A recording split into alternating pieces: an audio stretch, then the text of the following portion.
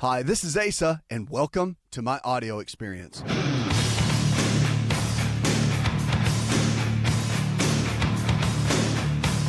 We are your prescription for change. Let's kick it off and go with Rose. Hi, Rose. Yes. Hello? How can I help, darling? I'm calling about my father. He's 75 years old, and he's having a lot of vascular problems. Okay. He's had 6 amputations, and every time he gets an amputation, his skin starts dying around the amputation, and I'll have to go and scrape it. And all right, well, now, obviously, does he have diabetes? he has vascular disease, diabetes, and he's had heart failure. Okay. Now, what all has he changed? Has he made any major changes in his life? Talk to me a little bit about his lifestyle, what he does now. I mean, if he's losing, the different, what has he lost limb-wise, or talk to me a little bit about that. Okay. Where is he at? Give me his status so I can get a good picture. Okay. It started off with a toe, and then took his toe off, and Which then they had toe? to take Which toe? it was a middle toe, I believe, a middle toe, and then it spread, and then they had to take off 3 toes, and then they took off his ankle, and then they took up to his kneecap, and then it started on the other foot, and so far he's up to both above his knees right now. Okay. And I was wondering if there was anything I could do to help his skin grow back healthy. Well, as far as his skin growing back healthy, there's not a lot you can do as far as this regard, because the challenge is that he's in a place where the diabetes is playing a pretty big role. He's got the devascularization due to the vascular disease, and he's had heart failure. So he's got a lot of chips against him. The one thing he can start doing more than anything is to change the way that he eats, watching the nutrition that he puts in his body. Supplements can be helpful. But, I mean, again, this is not going to create drastic change, but at least it can be some things that he can start working on. Because it's better to start at least working on some things that can help. But just know that things have already gotten to a pretty tough place. But I know what you're saying is you don't want it getting worse, right? That's kind of what you're shooting for, is that you don't want it to get any worse. And so for the skin to become healthy and for the skin to get better, you just have to start doing things like omega-3 fatty acids. You have to start working on those. Anything that supports skin health is going to be helpful. Silica is really great, and you can get all that sort of thing in a health food store. But as far as the nutrition goes, plenty of lean quality proteins, very important. I'd cut out any type of inflammatory type food that would hinder any type of digestion process, because as you do that, you're going to increase the body's ability to make good new healthy cells. And at the end of the day, that's going to be the key for him. Because even though he's in a tough spot, at least he can be proactive about his health. But obviously, if he has diabetes and he's struggling with getting over heart failure, those sorts of things, I mean, that is a challenge within itself. It is. But I would encourage you, as you're working with his physicians, to make sure that you come up with a good nutritional game plan. And that includes eating plenty of foods, lean quality proteins, low glycemic carbohydrates, cutting out the grains and the starches and whatnot. And some people would say, well, my gosh, he's already had portions of his limbs amputated. Let the guy eat whatever he wants to. And there are some people that have that attitude. I don't. Simply because I believe that our health is a gift. And whatever we do with our health is our gift of giving back at whatever stage in life we're in, or whatever stage of a health challenge that we're in. You should never give up, and you should always come up with a game plan. Now, depending on what his doctors say, vitamin C has really good reputation for helping with skin, hair, and nails as well, and building those. And I'm not saying take a high dose of it. I'm just saying make sure that either he's getting it from his foods or some form that he can get it from. Whole food source is always the best. And if he's got to do supplements, make sure it's at least a natural-based supplement of some kind. And if you go to a good health food store, they can walk you through all that sort of thing. But silica or silicone, they make supplements like that. And for years, that's been known to produce healthy skin, healthy hair, healthy nails, that sort of thing. And as he's getting blood work done in the middle of all this, there's a lot he can do. I mean, he's in a fight right now. And the last thing he needs to do is just kind of sit back and give up. I know you know that, but he needs to know that. And you need to tell him that as far as being his cheerleader in the middle of it all. The biggest thing I would focus on, if I were you, if this was me, is doing whatever exercise he can. You're thinking, well, he's lost both legs. Well, it doesn't matter. Because they make actual bikes that you can use with the arms, the upper body. They use it a lot of times to strengthen rotator cuff. They use it a lot of times in physical therapy. You can go to a physical therapy based on a referral from his physician, and he can start doing some upper body exercise that will increase vascular flow if he can handle that. I don't know at what level he's at, if they would okay that or not. Making these choices makes a difference. And if you need some good websites to go to, you can go to lifestyleresearch.org is a good website to get some help. Also, Mercola is a good website to check out. There's some good websites to get good information regarding that. But at the end of the day, he's got to make the best choices for him. And you helping him by getting information is good, but he has to make the changes. And that's what I would encourage him to do. There's not a silver bullet if you're asking me for skin growth. There are some things that can help, but it's more about coming up with an overall plan that will enable and empower his body to regenerate the good, new, healthy cells in the middle of what he's dealing with, and to fight the body and help do anything he can to help support the pancreas, to do anything he can regarding that will be his greatest help. 888-283-7272. Check us out on the web. Let's go to Aaron. Hi, Aaron. Hello. How can I help, darling? My husband, his toenails are really thick and yellow and kind of flaky, and he's tried several over-the-counter treatments, and they don't really work. His latest thing is putting bleach on them, and it's sort of helping, but I just wondered if there was something else he should be doing. Yeah, has he done any drug by his physician, like nystatin? Has he done any type of antifungal, anti-yeast related medication? Not. So just over the counter, right? Yeah, Lamisil, that sort of thing. Yeah, those sort of things. Okay.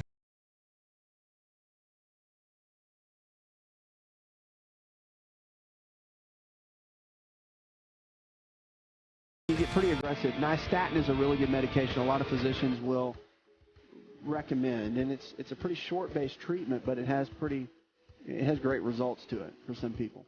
The others, you can go more of a natural route for toenail fungus, and that involves using ionic silver, echinacea.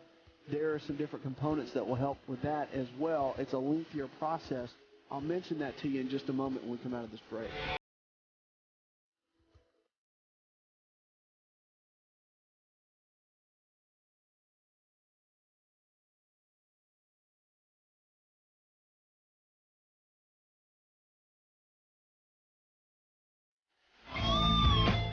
Hi, it's Asa. I'm giving you a copy of my best-selling book for free to help you in your health journey today. I'll pay for the book.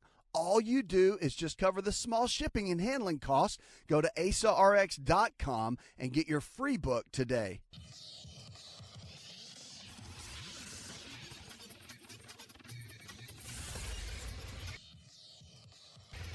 To find out more, connect with On Call Radio online at InShapeNetwork.com.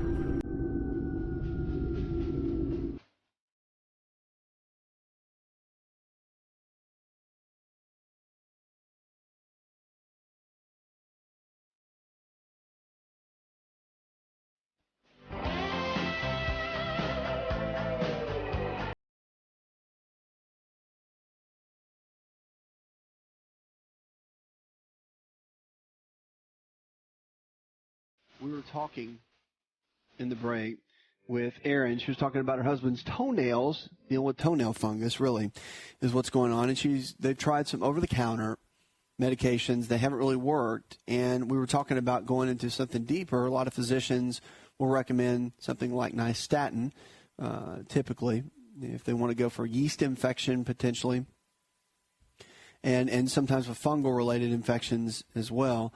So here's the deal. You can go that route. There's a natural route you can go to. There's some pretty good research on it and some results people have seen with echinacea and ionic silver. You soak it. Remember, any type of fungal type issue in the body, you have to tackle it typically from the outside as well as the inside, from the gut. Probiotics can be helpful too. There's some good research behind that. So those are some components that you might want to look into. But the ionic silver and echinacea, they actually put it in a warm liquid and you soak the toenail in it. And there's some different ways to look at that. A lot of health food stores will have those kind of some instructions on how to do that and whatnot.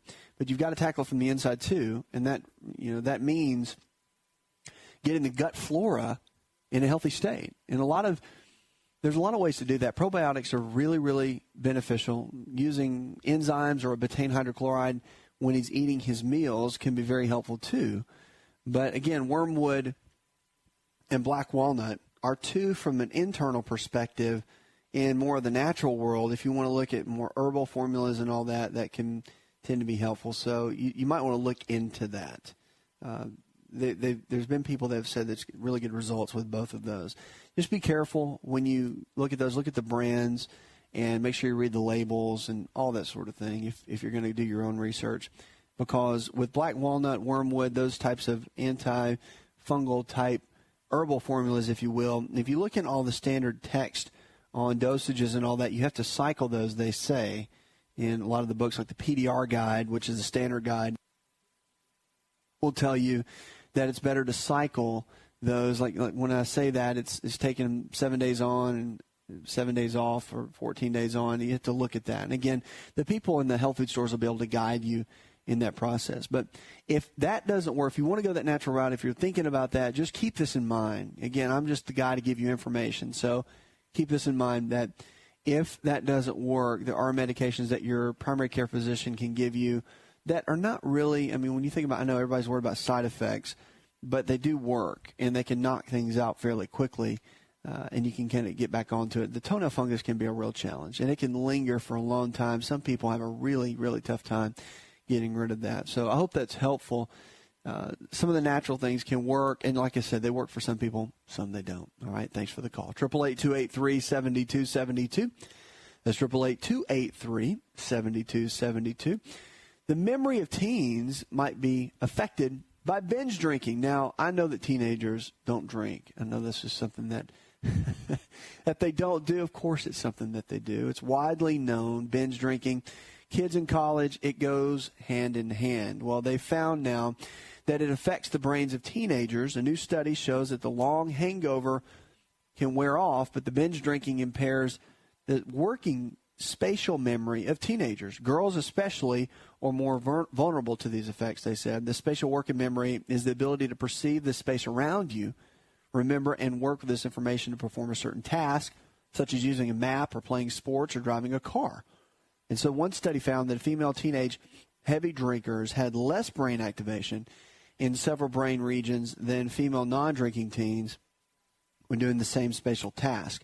So the researchers, Susan F. Tappert, acting chief of psychology at the VA San Diego healthcare system, in a news release, she said the differences in brain activity were linked to worse performance on other measures of attention and working memory ability. So this study was published in Alcoholism, which was a clinic and experimental research journal. But they said that heavy alcohol use could interrupt normal brain cell growth during adolescence, particularly in the frontal brain regions, which could interfere with the teen's ability to perform in school and sports and can have a long-lasting effect even months after the teen uses. And again, teens are drinking alcohol. We know that. It's one of the biggest points in life that kids or teenagers, later teens, hopefully, start drinking in the college years. And they get the hangovers and whatnot. And learning that it does affect memory is challenging. Now, what it does affect is more so acetylcholine, which is our brain chemical, our number one brain chemical that affects memory.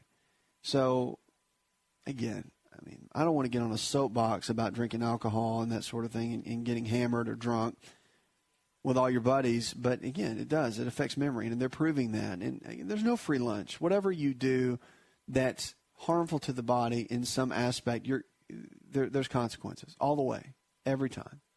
So if you eat poorly over a long period of time and you get cancer in your 50s, you can't sit there and go, gee, I wonder how I got cancer. Or you can't sit there and go, I don't know how I had a heart attack at 45 when you've been eating horrible and you're 50 pounds overweight for the last 15 years. You just can't, you can't ask those questions. So if you drink all the time and then your memory starts to fade, or you smoke pot all the time and your memory starts to fade and you don't know why, and you feel like, I'm not as sharp as I was 2 years ago, well, you got to think about that. Again, I had a great professor tell me one time there's no free lunch, and that's true. It's not. You will pay a price.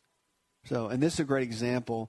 But again, the challenge is you can't tell teenagers it's going to affect. No one cares if it affects your memory. That's the challenging part.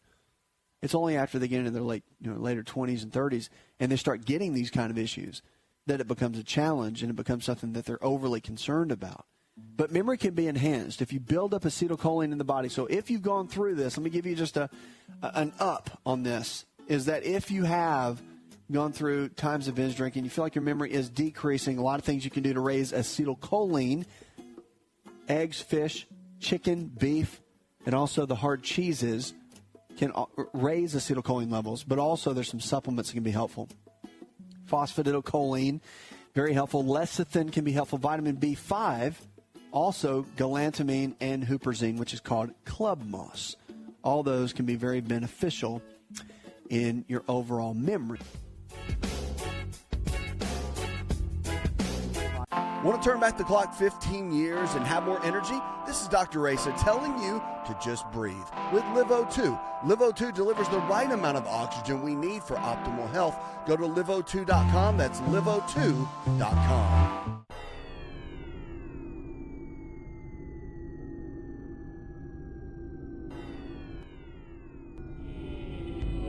To find out more, visit the show online, InShapeNetwork.com.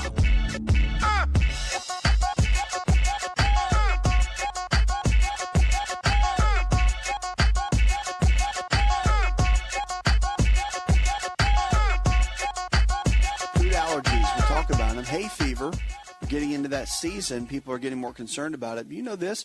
Firstborn children, this is kind of a neat study. Firstborn children may be more likely to suffer from certain types of allergies, finds a new study. The Japanese researchers surveyed parents of more than 13,000 children aged 7 to 15 and found that a child's birth order did not seem to affect the prevalence of asthma or eczema. However, firstborn children were more likely to have hay fever, pink eye due to allergy, and food allergies. In fact, the investigators found the prevalence of food allergy was 4% in firstborn children, 3.5% in secondborn children, and 2.6% for children born later. It has been established that individuals with increased birth order have a smaller risk of allergy. However, the significance of the effect may differ by allergic diseases. The first author of the study, Dr. Kunisaki of the Pediatrics Department of the Medical Center for Children at the Kyoto University, both in Japan, explained that in a news release from the American Academy of Allergy, Asthma, and Immunology that the study was scheduled for presentation this past Sunday at an annual meeting for the American Academy of Allergy, Asthma, and Immunology held in San Francisco. But further research is needed to learn more about how birth order affects allergy risk.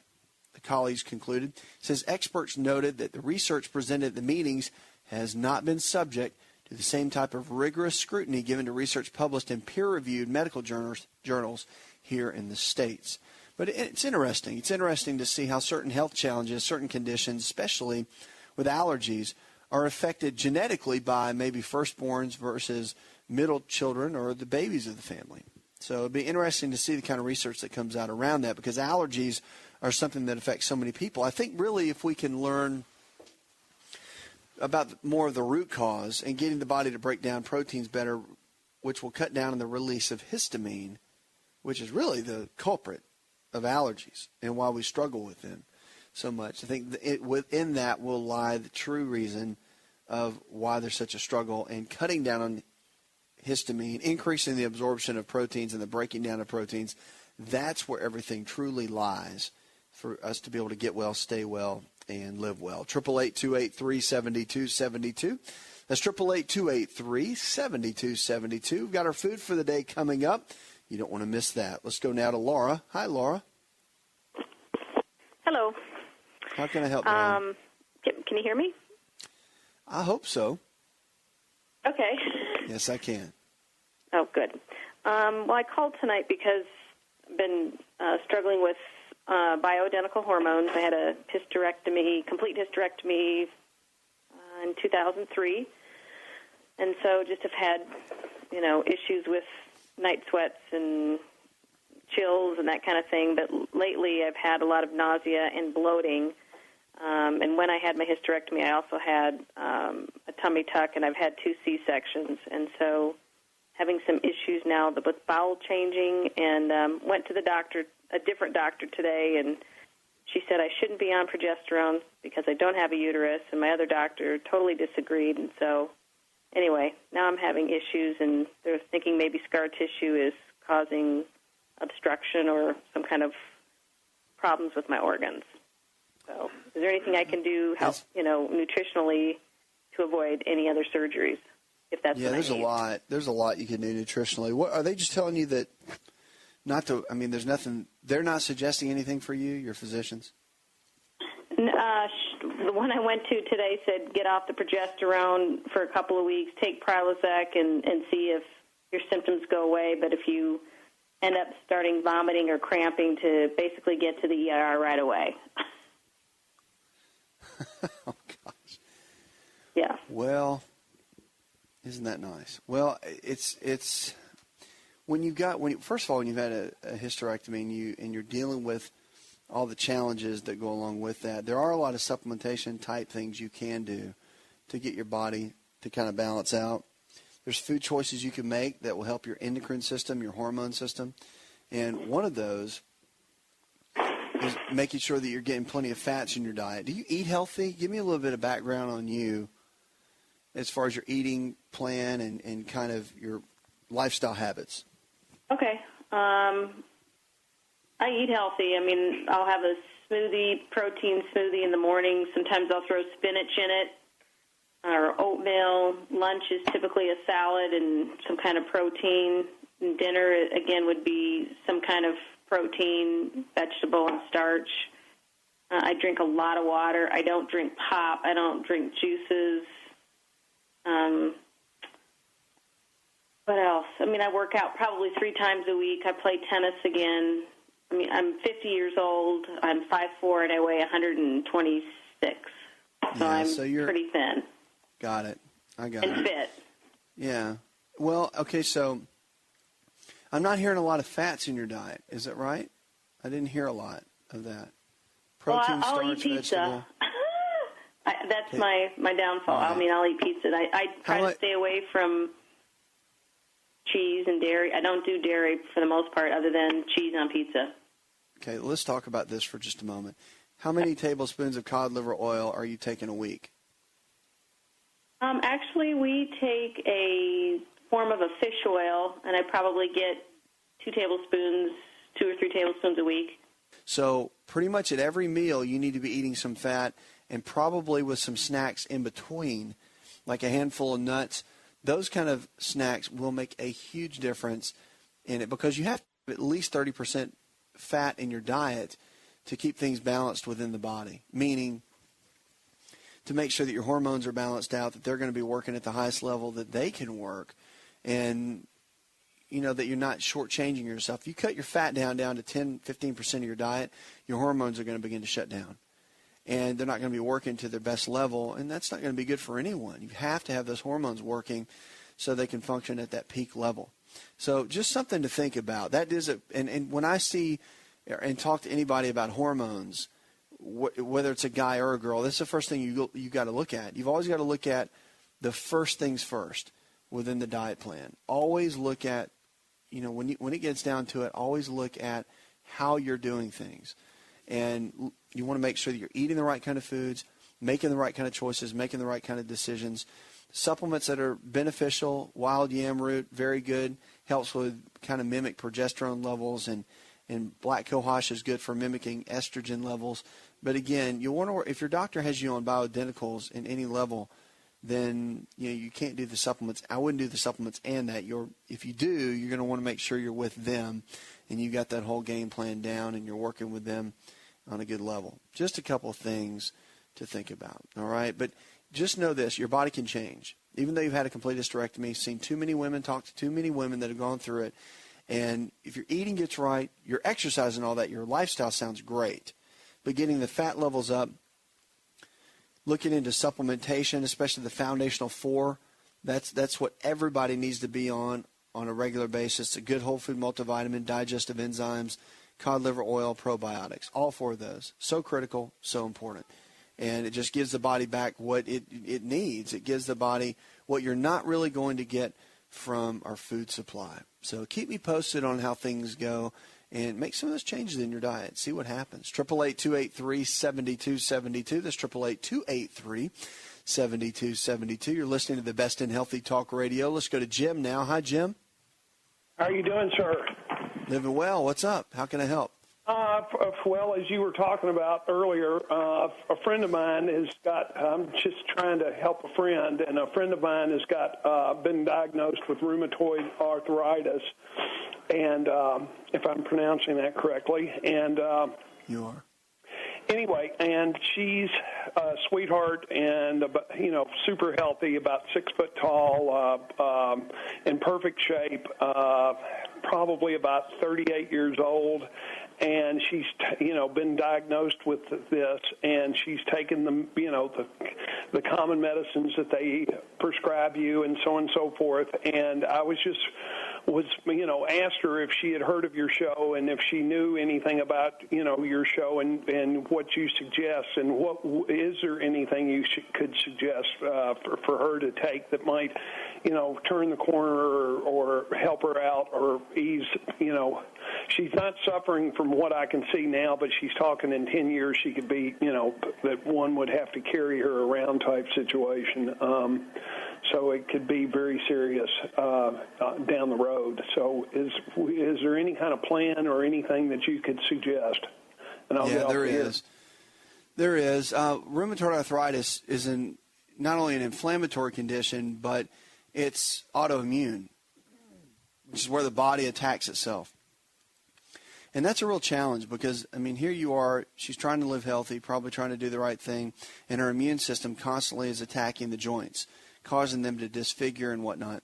The anti-inflammatory diet that I wrote in my book, Empowering Your Health, that is a real key because it's going to cut down inflammation in the body, set her body up to where it can function at a higher level, and it really, really is something that could be a blessing to her. And I would encourage you to get her, maybe to get a copy of that, start following that. Now, the other thing is to figure out which one of the T helper cells are being more active in the autoimmune process. And the way to figure that out is by a simple self-test at home using green tea and echinacea tea. One of those teas, when you drink about 5 cups a day for a couple of days, is going to flare it up, and one's going to make it feel better. Figure out which one that is and keep me posted. She can always shoot me an email. Obviously, if she starts feeling really bad, you want to stop that one. But the autoimmune, one of those factors are affecting the other, and if you can figure out which one it is, then you can settle.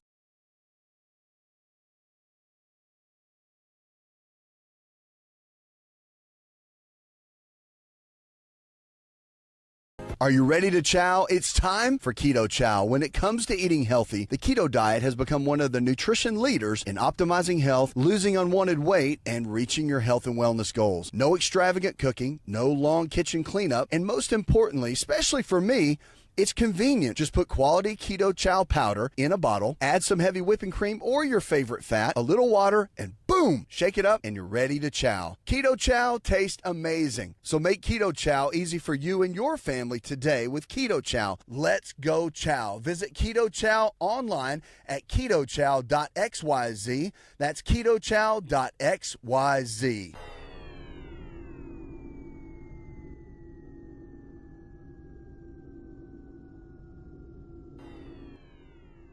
Connect with On Call Radio and watch On Call TV at InShape.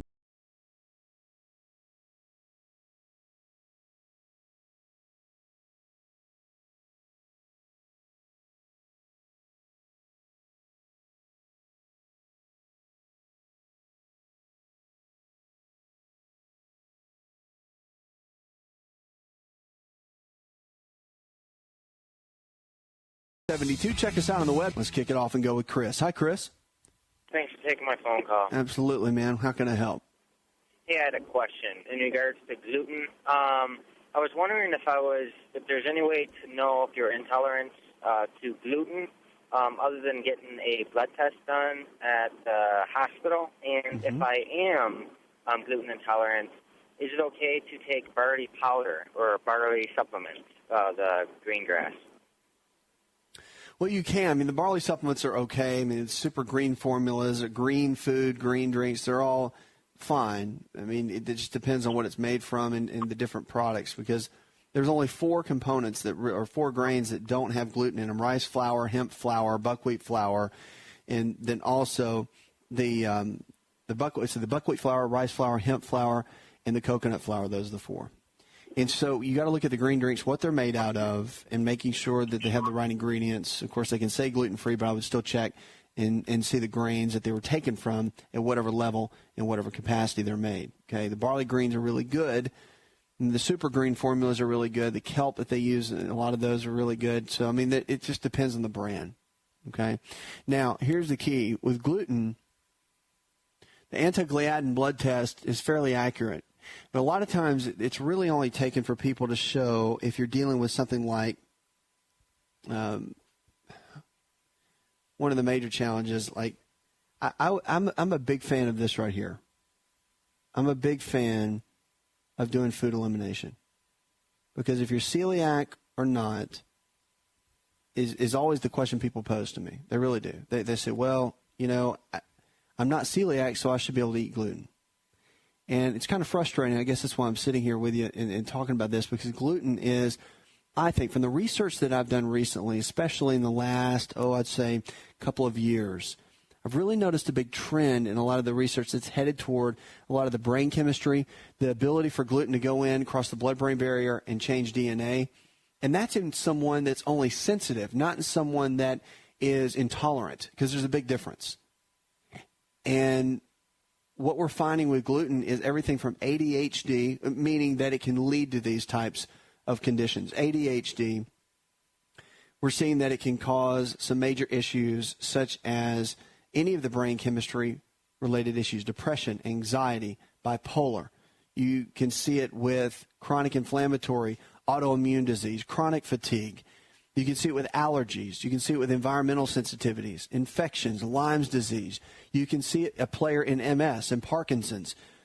So, I mean, it is a major, major player with a lot of the health challenges that we're seeing today. And the challenges are pretty phenomenal. However, the victories that can come from just eliminating that out of your diet is unbelievable. And that's why you're seeing, even at all the grocery stores now, everything from your traditional grocery store down to, of course, the specialty ones like Green Life or Earth Fare or Trader Joe's or Whole Foods.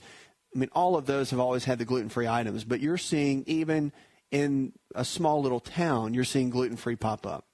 And not just because there's people with celiac. Okay, you're seeing that because they're catching onto the bandwagon. It is a major issue. And you're going to see that more healthcare practitioners, more physicians are going to start pushing people being gluten-free because of what it will do to your overall health. And it will impact you by avoiding it. And there's so many alternatives now. That's what the great thing for me is. I just, in the clinical setting for so long, we've gone gluten-free completely and have seen amazing results just from that one fact alone. And you can see really good results with it simply without a blood test to find out if you want to do that. You just eliminate the foods that have gluten in it. But here's the key. It takes 7.5 weeks for gluten to get out of the system. So you got to think about it. It comes in grains, yes, but it also is hidden in a lot of sauces. So you have to be really careful with the condiments and whatnot that you put on your foods, whether you go to a restaurant or you eat at home. But controlling that is a bear within itself, so it's a little bit challenging. You want to be careful with that. But if you want to go gluten-free, if you're looking at that, if you want to say, hey, I just want to see how I feel. I have yet, whether it was through my book that people have read or it was through the massive amount of emails that we get through the radio show and television broadcasts that we do, whatever it is, I tend to get so much response from people that said, I did this one thing. I eliminated gluten from my diet just from listening to you or from reading something you wrote. And my life was absolutely changed. Seriously. And it's not that I did anything. I'm just providing information. But when someone takes action for their own health and action for their own life, that's when everything changes. And to me, that's the exciting part. The exciting part of this is to see someone go from being tired, being fatigued, being in a place where they don't feel like they're at optimal health, and making some small changes in their life to go to the next level. To me, that's what's exciting. To see someone go from where they are to where they need to be. And that's what the show's all about. But gluten itself, the blood test is good. Sometimes it's not the best and most accurate. However, it's pretty powerful. And it's one of those aha moments that when you get it, and of course there's all kinds of books out on gluten now that I encourage you to read. Gluten for Dummies. I mean, there's all kinds of little booklets that's out. But once you get it, once you've done it, once you've gone gluten-free for 7.5 to 8 weeks, the way that you feel is unbelievable. Your energy levels go up, your mental clarity. If you have allergy-type symptoms, how they go away. Digestive issues, gone. Bloating, gas, all those sorts of things. Joint pain. It sounds crazy, but it's true, and it works. Amazing. Thanks so much for the call. That's another hour in the charts. I'd like to thank our producer, Jay Patrick, Leslie Pardue, John Garrison, and the rest of the team. Go tell one person something you learned on this show, and together we can change the health of our friends, our families, and our communities. You're listening to the best in Healthy Talk Radio. Did you know you could listen to the ASA RX audio experience on Spotify and Pandora? For all the ways to watch and listen, check out our show page at asarx.com/experience. Hi, it's Asa. I'm giving you a copy of my best-selling book for free to help you in your health journey today. I'll pay for the book. All you do is just cover the small shipping and handling costs. Go to asarx.com and get your free book today. This episode is over, but check episode notes for links to products and services you've heard about on this episode. Thanks for listening and subscribing. Please share the ASA RX audio experience with others and stay in touch by giving us your comment or review.